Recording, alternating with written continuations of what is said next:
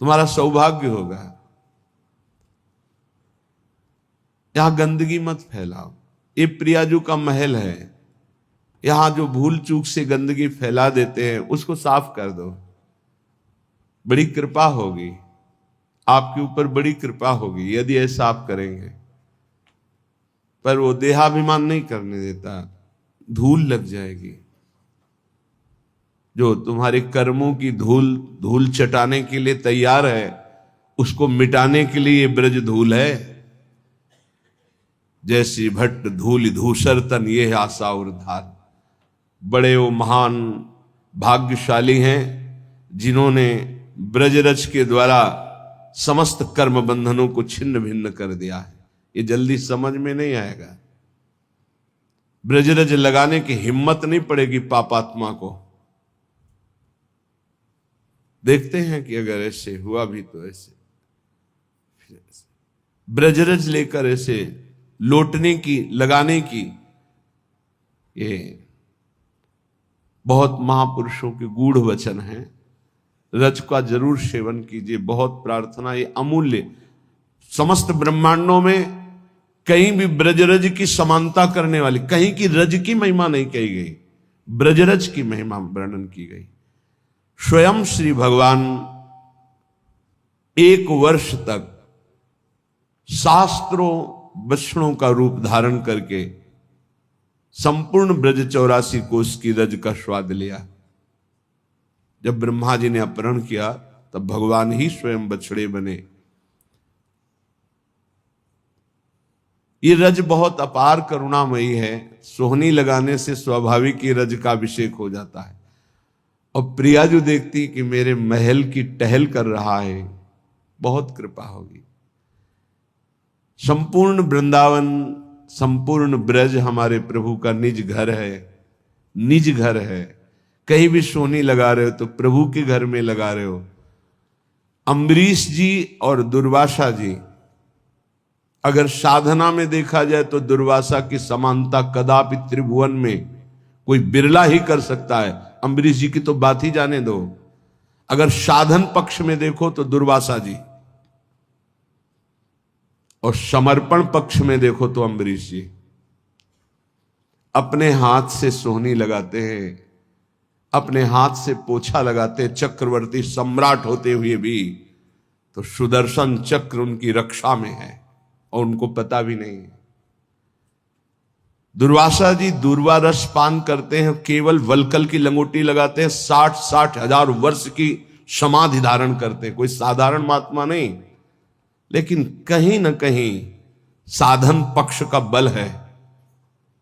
और अम्बरीश जी के हृदय में सावई मनः कृष्ण पदारविंदयो, केवल श्री कृष्ण चरणारविंद में मन अर्पित करके निरंतर चिंतन, दैन्य भाव, ये आत्मसमर्पण बहुत जोर का होता है।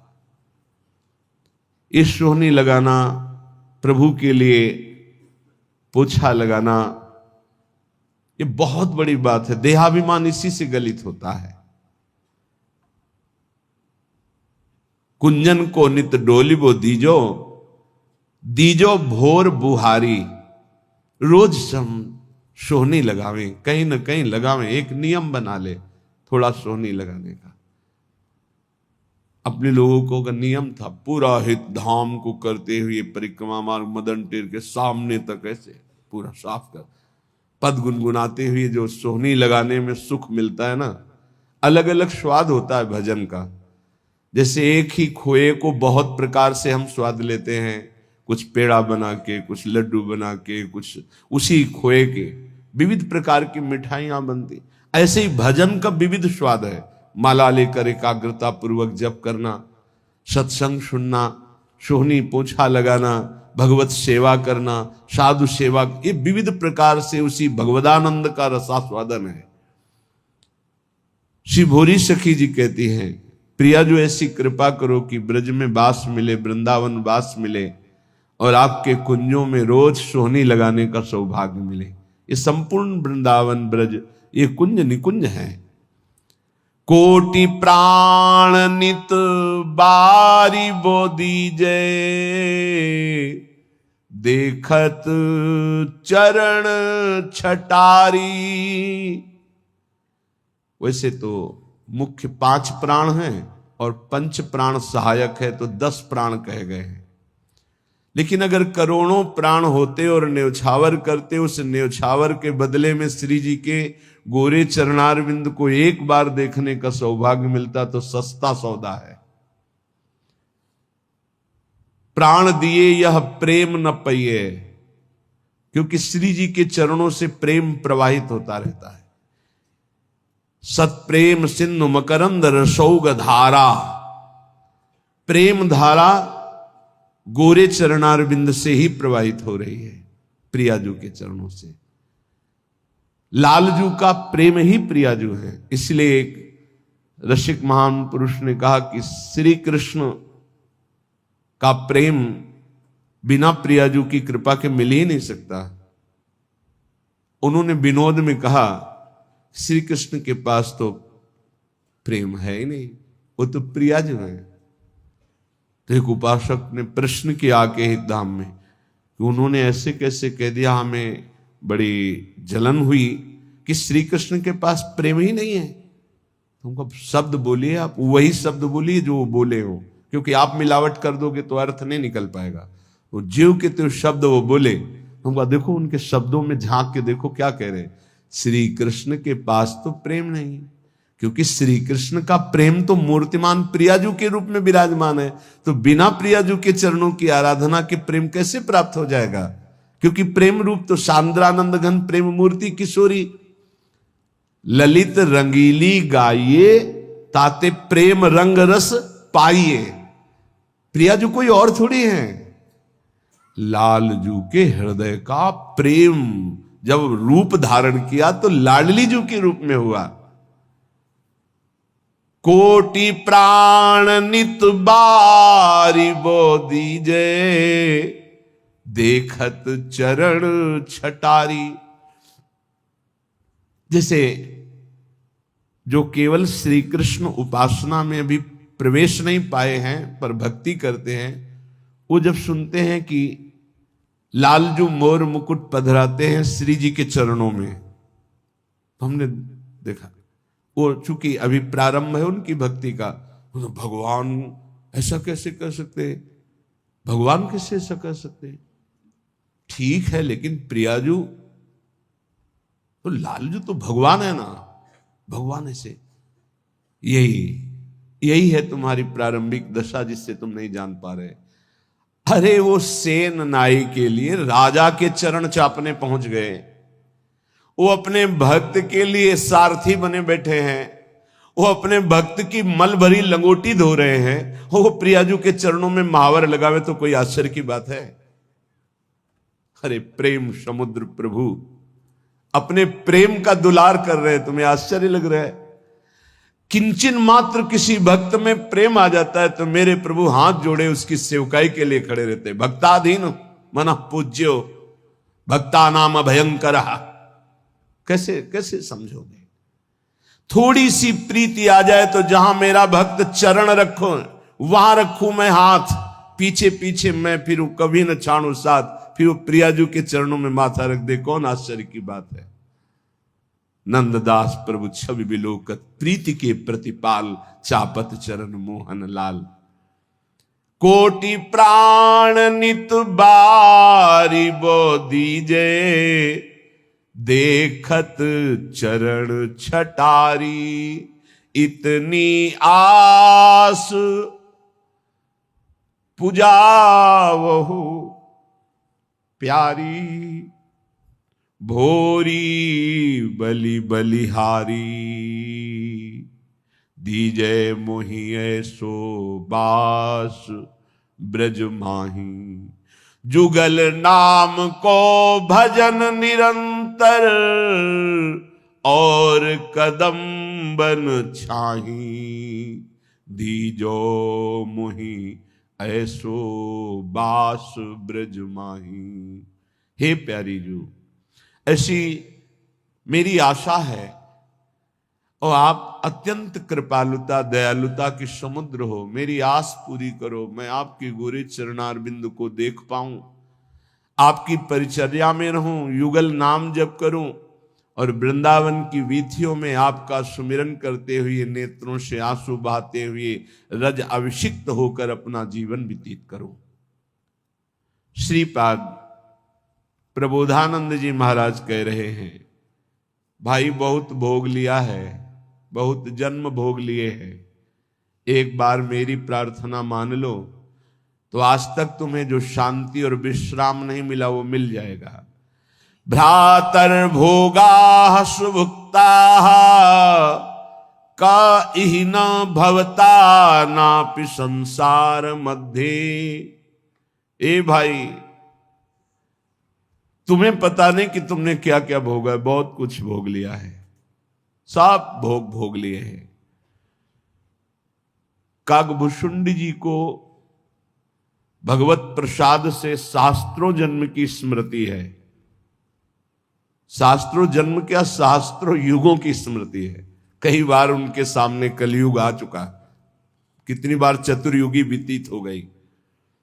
वो कह रहे हैं गरुण जी महाराज से कि सत्य कहता हूं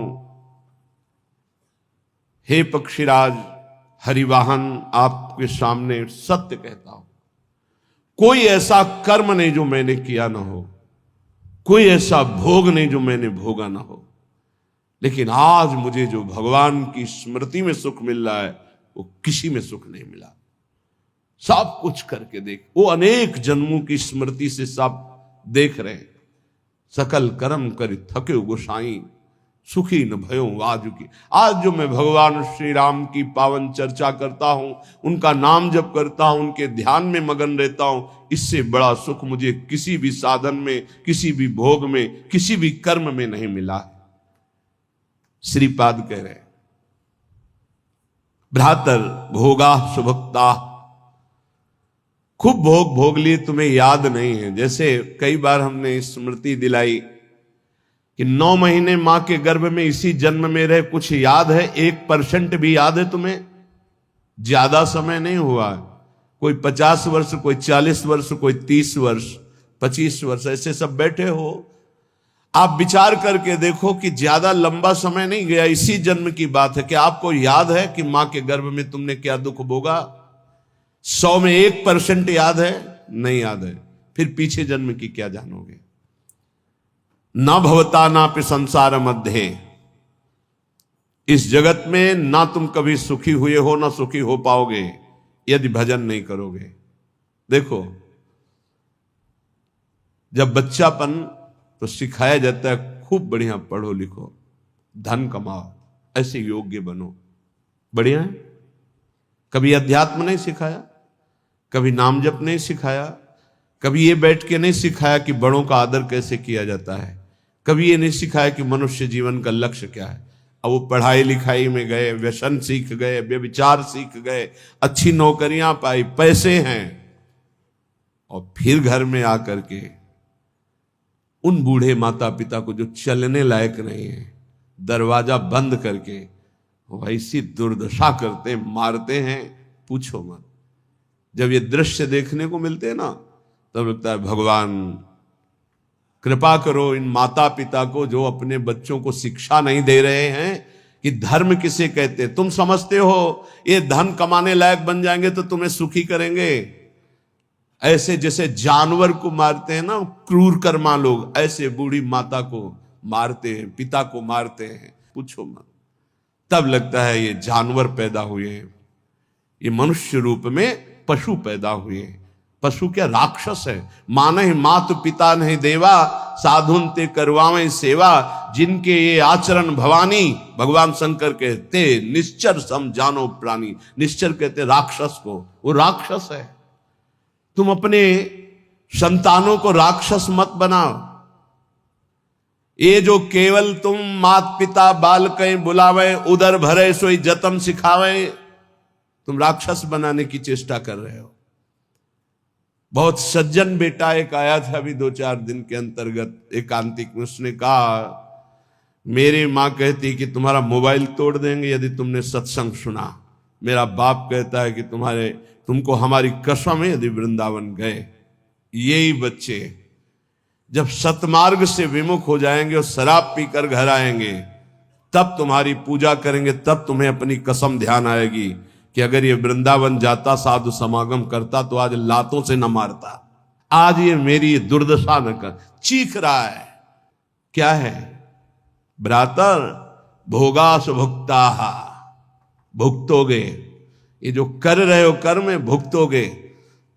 तुम्हारे बेटा बेटी देख रहे हैं कि बुढ़े के साथ कैसा तुम कर रहे हो, वही इंतजाम तुम्हारे लिए रहेगा, वही इंतजाम, उसे बढ़ के ब्याज सहित। चिंता मत करो। इसलिए हम सबसे प्रार्थना करते हैं, ये कर्म भूमि है, जो बीज बोओगे वही फल काटोगे। आज देखने में लग रहा है कि माता पिता के साथ बड़ा अन्याय हो रहा है, लेकिन सत्य पूछो तो ये उनके कर्म का फल उनको देखने को मिल रहा है। न कभी राम बोले, न कृष्ण बोले, न हरि बोले, पूरा जीवन केवल इसी में लगाया, तो देख परिणाम। जिनके लिए जीवन लगाया वही तेरा जीवन लेने के लिए तत्पर हो रहा है, वो वही तेरा नाश कर रहा है। जिसको तूने सजाया वही तुझे दंड दे रहा है। क्यों? भगवान का विरोधी भाव रखने वाला कभी सुखी नहीं हो सकता। हनुमान जी महाराज रावण को कहते, हाथ जोड़कर विनती करता हूं, राम जी की विमुखता का त्याग कर दे, नहीं शंकर साहस विष्णु अज तो ही सकहि न राख राम कर द्रोही।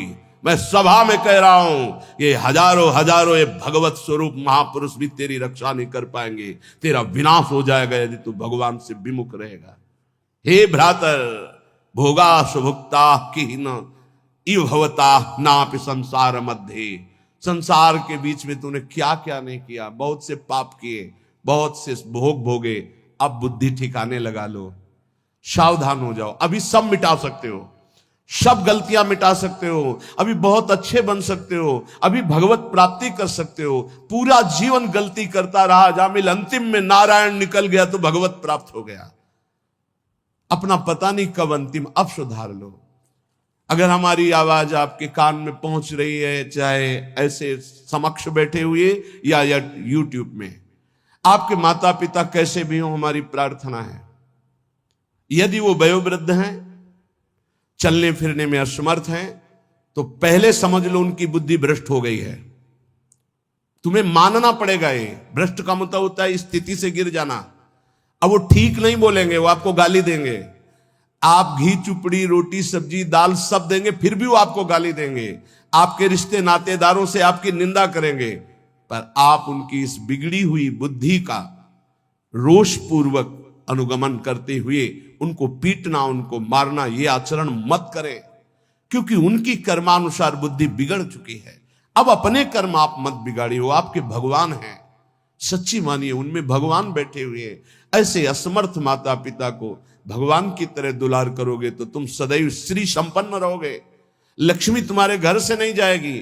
और जिन घरों में माता पिता को त्रास दिया जाता है, जिन घरों में आए हुई पानी ग्रहण करके पत्नी के साथ अनर्थ नाना प्रकार की दोष वृत्तियां, वो घर कभी श्री संपन्न नहीं हो सकता, सुख संपन्न नहीं हो सकता। आप सत्संग सुनने आए हो, इसी का सुधार करना चाहिए। माता पिता आपके साथ क्या व्यवहार कर रहे हैं बिल्कुल मत देखो, ये मान लो कि ये पागल है, उनकी बातें मत सुनो। तुमका अपना कर्तव्य दे, तुम्हारा क्या कर्तव्य, हमको केवल अपना कर्तव्य देखना। हमें बहुत कष्ट होता है जब ये बात देखते हैं कि बूढ़े असमर्थ माता पिता के साथ ऐसा व्यवहार, तब लगता है ये कलेजा है इसका हृदय है कि भगवान ने पत्थर की रचना की इसके हृदय में। अरे और कौन, जिसने 9 महीने गर्भ में रखा, जिसने अपने रक्त का दूध बनाकर तुम्हें पिलाया, जिसने तुम्हारे मल मूत्र साफ किया, आज तुम हाथी जैसे जवान हो तो लात मारते हो, डंडा मारते हो, उनको गाली देते हो। चिंता मत करो, तुम्हारे लिए ब्याज सहित व्यवस्था है, ब्याज सहित दंड मिलेगा। अगर तुम्हें थोड़ा भी ये पता है कि भगवान है तो इतना समझ लो उनके वचन भी हैं, अवश्य में वो भोक्तव्यम कृतम कर्म शुभाशुभम, शुभ और अशुभ कर्मों का भोग भोगना पड़ता है। फिर माता पिता ये तो साक्षात भगवान है, इनके प्रति ऐसा ये कुछ भी बोले। हमने देखा है वयोवृद्ध आदमी की बुद्धि पतित हो जाती। पतित अगर जीवन भर भजन नहीं किया ना, तो पतित का मतलब होता है स्थिति से गिर जाना। भ्रष्ट होने का मतलब है गिर जाना। अब उसको जो बोलना चाहिए वो नहीं बोल पाएगा। उस समय हमको क्रोध नहीं करना कि हम तो इतना खवाते पिलाते हैं, ये हमारी निंदा करते हैं। ये हम बहुत गूढ़ बात आपको कह रहे हैं। जिसने अपने माता पिता की सेवा कर ली उसने भगवान को प्रसन्न कर लिया। उनके नाराज रहने पर, उनके गाली देने पर, उनके तिरस्कार करने पर भी। पर हमारी प्रार्थना है, हम जो शब्द कह रहे हैं उसे ध्यान से सुनिए। जो माता पिता असमर्थ हो चुके हैं, चलने फिरने लायक नहीं है, उनके वर्ताव और उनकी कट वचनों पर ध्यान न दिया जाए, उन्हें भगवान की तरह पूजन करके उनकी सेवा की जाए। जितने दिन जिए खूब मेहनत करके कमाओ, उनको खाओ पियो, कपड़ा लत्ता, सुखपूर्वक जीवन, तो तुम्हारा लोक और परलोक दोनों बन जाएगा। ये शब्द हम शर्त इसलिए रखते हैं कि जो माता पिता अपने कर्तव्य का पालन करना नहीं जानते हैं और अभी चल फिर रहे हैं, मनमानी आचरण करते हैं, गंदे विचारों का पोषण करते हैं, पोषण करने वालों का शोषण करते हैं, ऐसे माता पिता के लिए नहीं कह रहे। हम उन असमर्थ माता पिता के लिए कह रहे हैं कि जिनकी वास्तविक बुद्धि बिगड़ चुकी है, शरीर सेवा में समर्थ स्वयं नहीं रह गया है। अब हमारा कर्तव्य बनता है वो गाली दे, वो पड़े पड़े हगे, तो भी हमें उनकी सेवा करनी चाहिए। निश्चित भगवान प्रसन्न हो जाएंगे, निश्चित। हमने आपको कई बार उदाहरण में बताया है महाभारत का प्रसंग। एक महात्मा कश्यप नाम के थे, तो एक वृक्ष के नीचे बैठे ध्यानस्थ थे। जब एक बगुली बीट कर दिया तो ऐसे माथे से गिरा, तो ऐसे देखा और रोष पूर्वक देखा तो भस्म हो गई, आग लग गई और जलकर राख होकर गिर गई। उनको लगा मेरी तपस्या बहुत पावरफुल हो गई।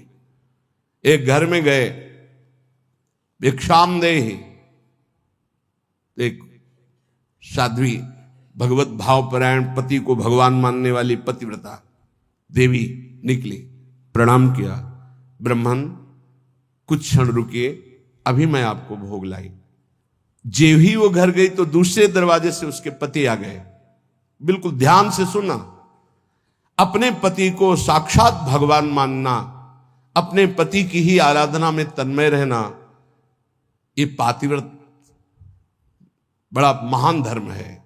इसी से भगवान शंकर, ब्रह्मा और विष्णु को 6-6 महीने के बालक अनसुईया जी ने बना दिया था।